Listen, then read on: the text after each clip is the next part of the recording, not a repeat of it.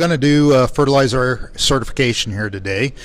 Talk with ag community in relationship to nutrient management, looking at it both from a input side cost as well as some of the water quality issues that we face here in the state. Are you seeing a pretty good turnout as you're doing some events like this? Well, we're getting up on that deadline, so yes, some of the events have been full and certainly more than what folks were expecting, which is a great turnout for what is already, over 13,000 people that have been trained in this, and probably another 7,000 or 8,000 to go here before we get to that deadline of September 30th. Anything about the training that's maybe surprising to folks out there, or things that they come in with and they leave with more knowledge about specifically?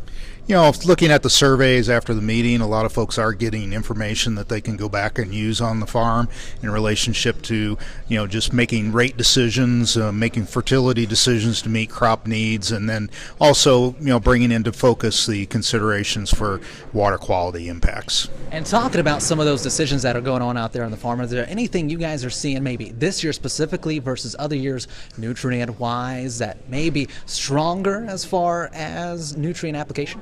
Well, I think certainly people's budgets have tightened up this past year, so that certainly brings into focus the economic side of nutrient decisions. And, we do with phosphorus and potassium be able to manage those from a soil test level, and allows maybe us to skip a year or two in relationship to applications because our soil tests are there and will respond or provide for the crop as we look at this upcoming growing season. One more question. It's been a really unique spring here, or I guess winter, because it feels like spring here, February 22nd, and it's 60-some degrees outside. Does that make a difference as far as nutrient application, what farmers may be seeing, what they think they should be doing this time of year? Well, I think it'll make a decision as far as nutrient cycling in the soil. Certainly when you think about soil temperatures, it's a strong governor in relationship to how much nutrient gets released over a growing season.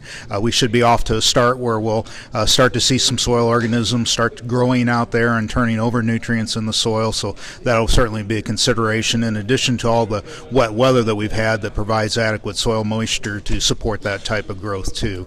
Also, just on the way up here today, notice the cover crops and the wheat are starting to take off, green up, and so we're certainly moving towards that cropping season.